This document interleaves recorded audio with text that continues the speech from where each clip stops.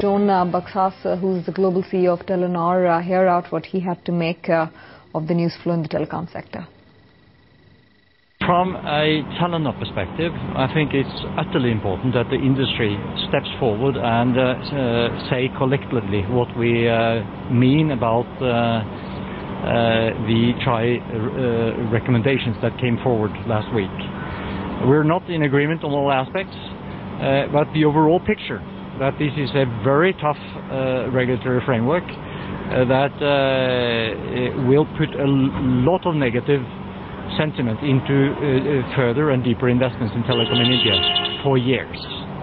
And in that sense, I do hope that politicians basically will listen to our viewpoints and do something about it when decisions are due later in May.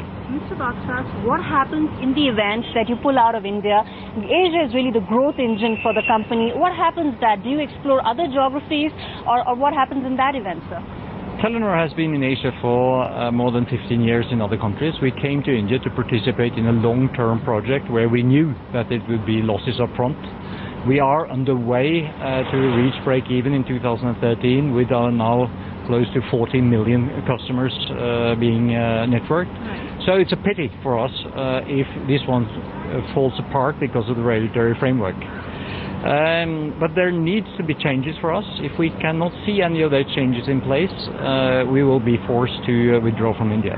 But that doesn't take away the appetite on Telenor to sort of stay in Asian countries, because this is a part of the world where global economies is going to be built for many years. Not only in India for that matter, but it could also have been India, of course. But we will find other routes for that.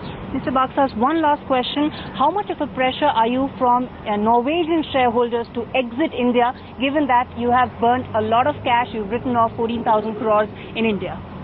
That pressure is on all the time.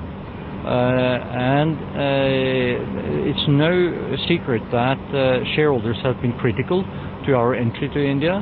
And when we took the last write-down of our investments this week, you saw the stock price appreciate, which in a way is a sign that investors, that is a sign of investors' view on the investment climate in India, and it talks for itself.